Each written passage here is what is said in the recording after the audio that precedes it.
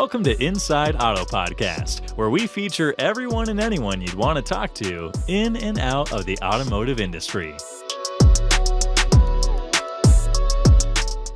Ilana Shoptai here, host of Inside Auto Podcast, where we interview top dealers, GMs, marketers, entrepreneurs, and thought leaders in and out of the automotive industry. Before we introduce today's guests, I know you guys are very eager. This episode is sponsored by AutoLeadStar.com. AutoLeadStar is automotive's first and leading customer data and experience platform. Top dealers invest in CDXPs to unify dealership data sources, automatically create one-to-one customized journeys, and execute omni-channel shopping experiences. I don't even need to introduce you guys because you just go ahead and introduce yourselves. Go ahead and introduce yourselves. This is the gang that I had the pleasure of moderating a panel at ASOTU with. We have Valley High Toyota's Brian Ortega. We have Mohawk Automotive's Nathanael Greklek, and we have Smail Auto Group's Jeff Revilla. We're excited. I'm excited to have you guys. They're wearing the uniforms. If for those of you watching the actual video and not listening to this, they're wearing their Taco Cat shirts, which we wore together at the panel at ASOTU in Philly. First off, if you're listening to the podcast, you need to go to YouTube right now and just check out there. We'll put the link in the bio. I feel a little left out.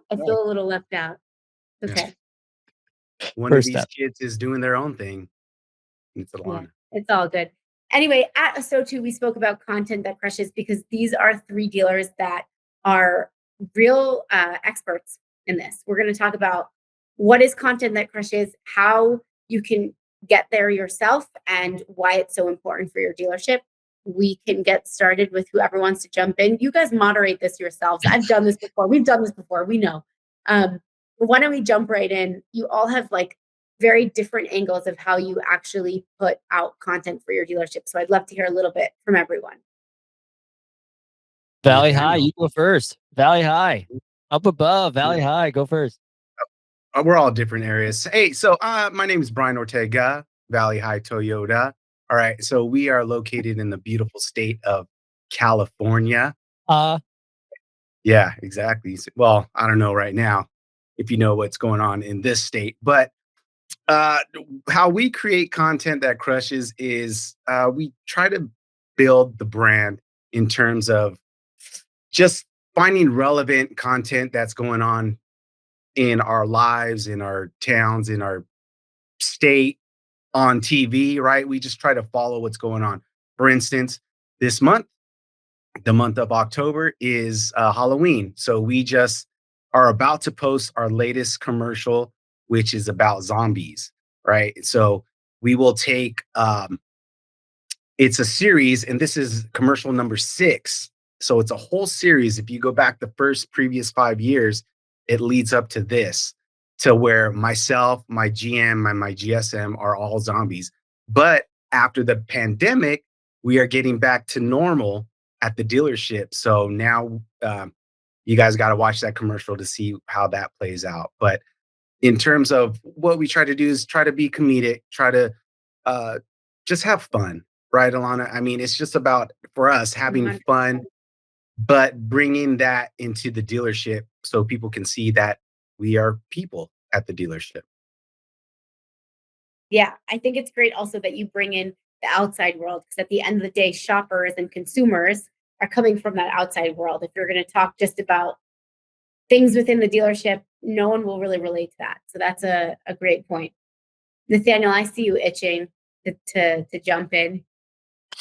No, I'm obviously I love content. Content is king, as we like to say, and creating a content that crushes specifically has to be strategic towards where you are. You know, it has to be strategic, and it has to not only talk about you, but it has to talk about what the customer wants. And specifically, creating content that crushes is what customers, what people outside of your four walls think is valuable. That at the end of the day, that's all that really matters is somebody that sees this post, sees this video, are they going to like it? Are they going to enjoy it? Are they going to consume it? Is it snackable enough to where they can take a look at it and scroll on and then find another piece. So for us, creating content that crushes is branding everybody in the dealership, not only our salespeople, but our sales managers, our service advisors, our technicians, our detailers, everybody that we can get into a video. We're going to do that because at the end of the day, that's who the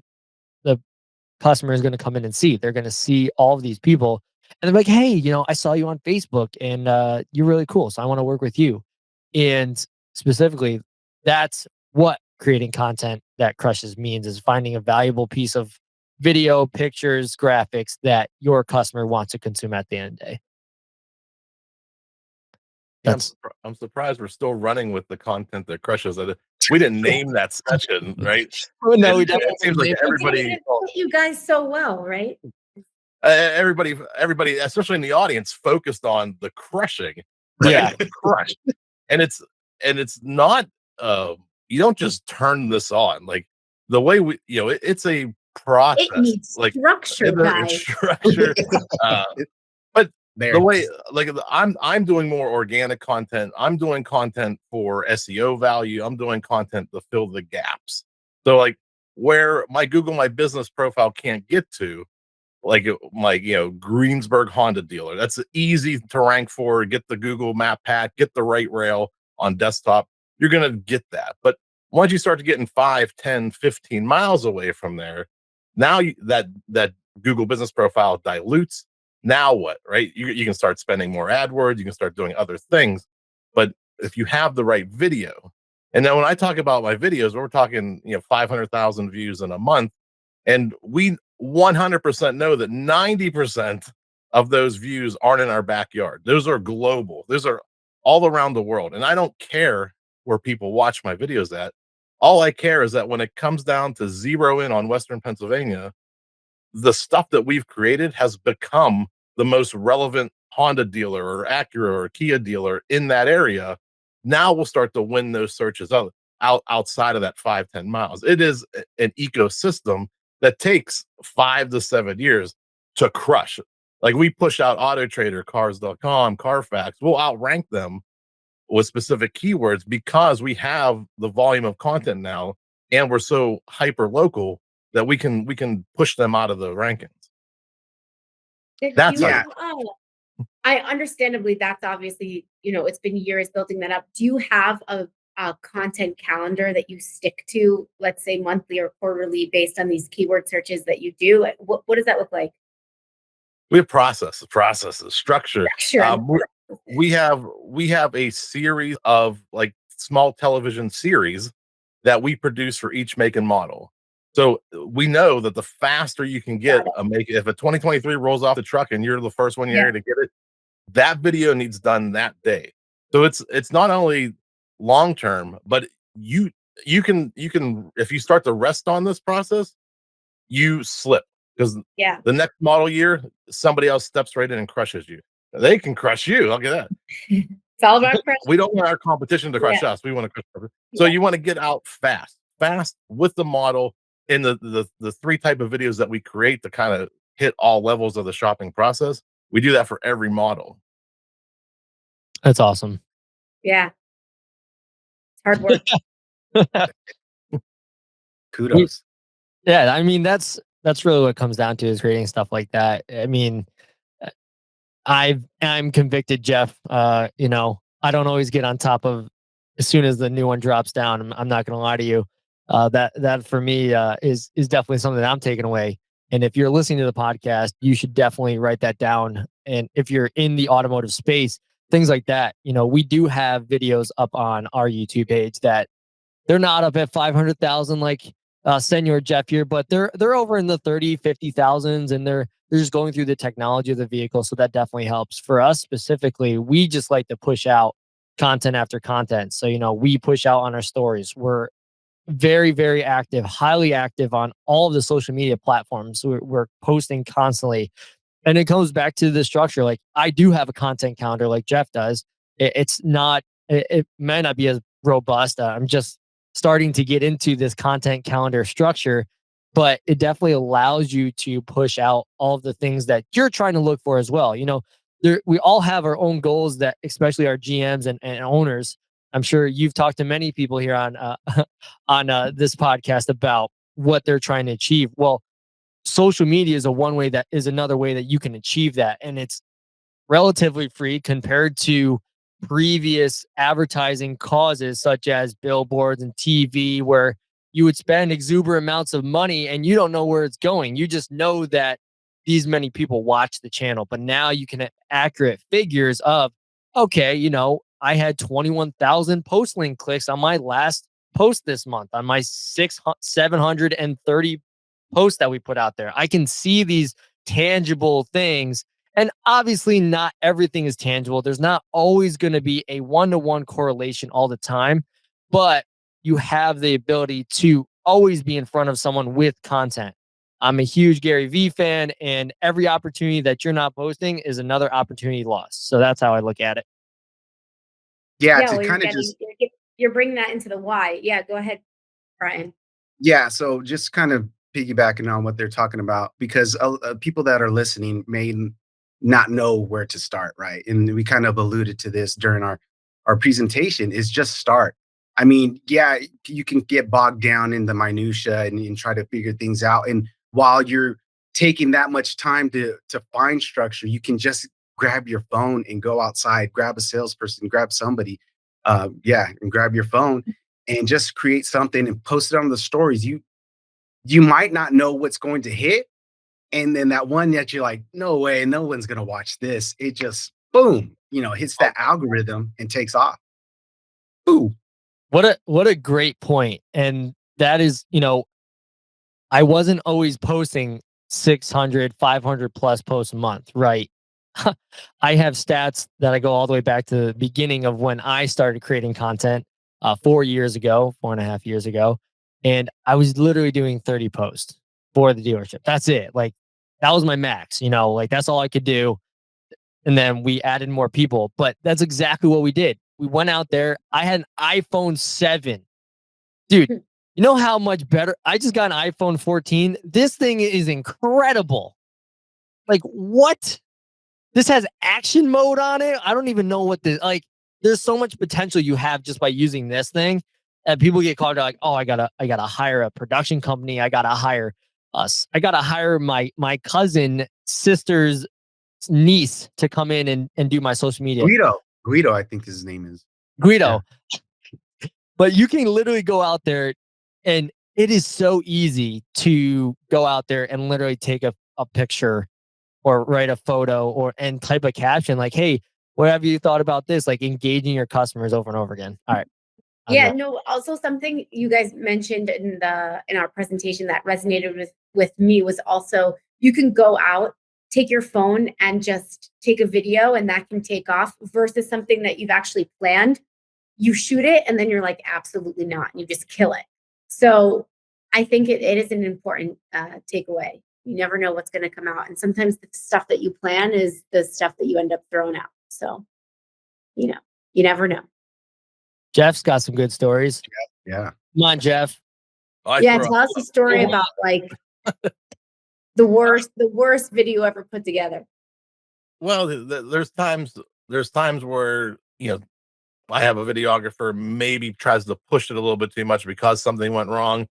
And, sometimes the way the first cuts are, I'm like, we talked about the microphones being out, and then you have a backup audio source, but that backup audio source might just be the built-in camera mic, and you're picking up road noise, and it's just too distracting, and you're not getting, there's no connection in the video. And there's times like that where there's just no connection. There's like, why would I watch this if it's not beneficial to the consumer?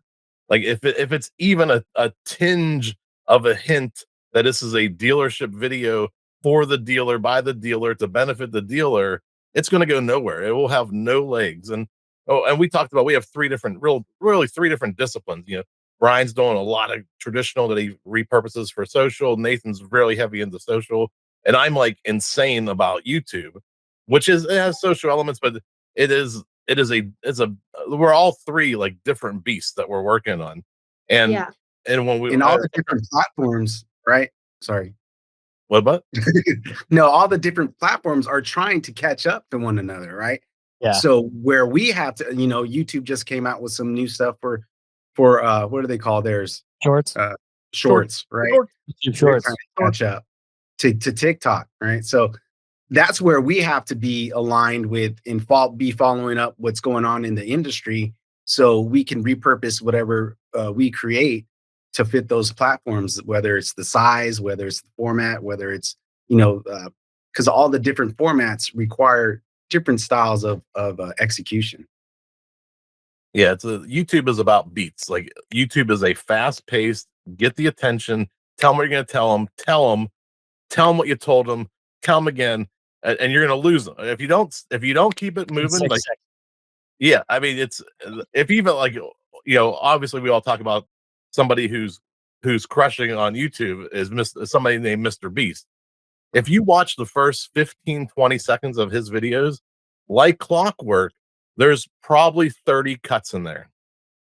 30, like just bang, bang. I gotta go watch this. I need to analyze this now. Pacing and that keeps the attention.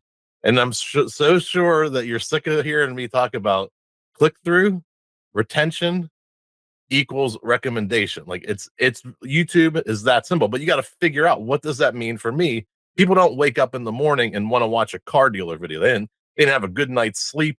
They say, oh, I wonder what my local Honda dealer posted on YouTube. They don't care. People don't care unless they're in the market for it. But when they're there, you better have the video that has the best click-through, the best retention, and you'll see YouTube will just recommend that video. 90% of your views come from recommendation.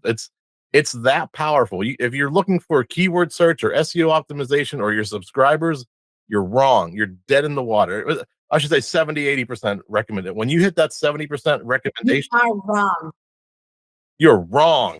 You're dead in the water, right? What a good point. Because it's not. You don't SEO your way to the top of YouTube.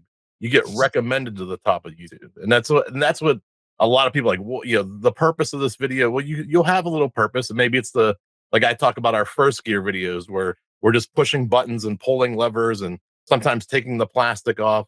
It's just, how would you use the car in that moment? Like, how do you use it every day? What features do you use every day? That's what people want to see. They don't care about horsepower or I don't know, whatever the stuff that they talk about. And like, nobody cares about performance. Yeah. And then how do I use What it? are How the do brands?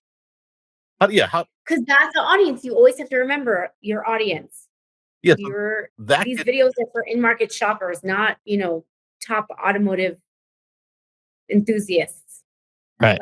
Not at all. It's for the customers. And when you start to piece these things together, like getting that retention, serving the customer, you will just see this insane hockey stick growth on YouTube. It just comes when you stop serving yourself and you start serving the customer. You'll just see it. You'll see it. How many seconds does it take for it to go 0 to 60? How many cup holders does it have, right? So it's for real world people that want to know before they make that purchase. Yeah, we used to have one guy's name was David Fedor. We would measure things in Fedor length. He was 6'3". He would get in the back, or he would fold down all the seats, and he'd say, "Look, it's 1 Fedor length plus 5 inches if you wanted to lay."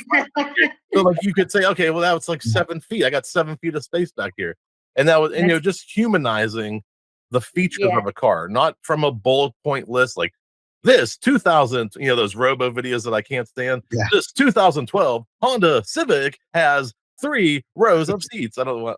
I never saw a 3 rows Civic, but it's not reading bullet points. It's demonstrating those bullet points in a real world situation. Yeah, to that point, creating the value like we were talking about. A lot of our content that you'll see is literally just describing everything, because what happens when someone comes in is they literally know. They might have done it once or twice, but things change, and they don't live in the dealership and they don't understand all of the terminology that goes on. So what do we do is, on top of all of our community events and posting about all the fun, heartwarming stuff, we do a lot of educational videos. When someone goes into finance, what the heck is Simonize? What the heck is all of this stuff that you're telling me? What's a lease versus a buy? I don't even know. I don't know. I just signed a check and I have my car still. All of these things that people don't know, especially when they're they're looking for your dealership. I talked about earlier, we put our people in the videos, and one video we did recently has been our salespeople literally do a walkthrough when you come in. They show you everything, and we put that out on social. Hey, when you come into Mohawk, you're going to park here. You're going to be greeted by this person. You're going to go here. I'm going to show you the coffee and the donuts. The restrooms are here. A service person is here. All right. When we sit down, I'm going to go over your wants and needs and make sure I find you the right car and make it affordable. After we do that, you sign your signature, your autograph. We bring you into the finance manager, who's going to go over all these options to see if you want to invest into this vehicle that you're spending thousands of dollars on. And then we're going to bring you to a delivery specialist who can make sure you know all of the technology. Wow. How's that for transparency? You literally know everything that's going to be going on. So, that's another thing, like just branding your people and showcasing exactly what people are asking the questions about every single day you walk in, they walk in dealership. Yeah, Alana, especially with that, giving information, right? Because people are intimidated, when you're walking onto a dealership, or especially if you're a first time buyer. So if you can alleviate that and kind of set them up for success before they even walk in, we just signed up with something called Wrenchway, and it's because there's not that many technicians, right? So now we're creating videos of technicians, whether it's not even clean stuff, it's just with the iPhone, but the audio's good, Jeff. All right, so the audio's great, and we just ask them particular questions, and there's a lot of uhs and ums and all that. But when technicians, because they're not like these guys, right? These brilliant guys that create content that crushes and can talk on camera and all that. But no, they're just regular people. And if they can see themselves in them, then it's just going to create an opportunity for them to apply. And actually, we had a lot of applications come in because of that. That's wonderful. So it helps with also employee branding, which I think is important. Before we wrap this up, Brian, I want to hear a little bit about, I know you mentioned that the GSM and the GM is actually in most of your commercials and videos, meaning they have invested now and understand the full value. Was that a process for you? Do you feel like you had to really prove the value of content at some point? There was buy-in. Like what was that process like for you? Yeah, I mean, if you can get management on board, I mean, that's a huge win. And early on, my GM saw that when I came in, and with the abilities that I had, this was years ago, before like video was the thing, and we just started producing content. When we created the commercials, he was the only one in it. Then I was kind of directing him during the shoots, and they're like, "Hey, let's bring that guy on as well." So then we started really building out the brand and kind of just having that buddy cop type demeanor with our content, and it just flourished throughout the years. There's 8 years going on those commercials, one a month. So yeah, now we're getting other people involved in the dealership, and I'm kind of jealous. But I'm just kidding. That's one of our that's a win. That's our behind the scenes stuff that you got to watch. Cool. Yeah, I think that's really important. Get management involved and show value, because there is so much value, right? I mean, we spoke about a lot of value. Any last thoughts, Jeff, Nathanael, before we sign off on that? I mean, yeah, if this is predominantly for GMs and dealers out there, the one thing that you can do is invest into social media, people. For me, a vision of mine is and I'm going to say it out loud, is that every single dealership in the nation and throughout the world, I guess I would throw it out there, should have at least 2 social media people, at least. Because what happens is when you have that team of minds that are in every day working and listening to what's out in culture, what's out on the showroom, in the service bays, you're able to make content that relates to the customer. And at the end of the day, that's what you want.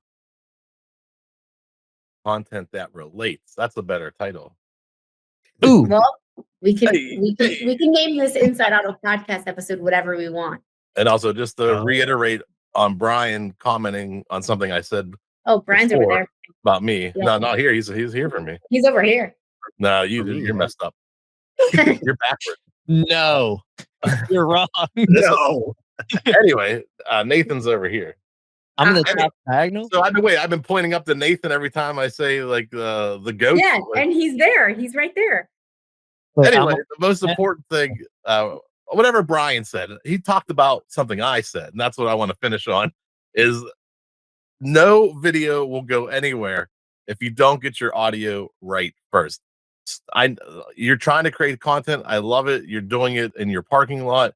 You got your salesperson invested in trying it, but you're next to a highway. There's tractor trailers pumping the brakes, highway, zoom, zoom, zoom. You can't hear anything.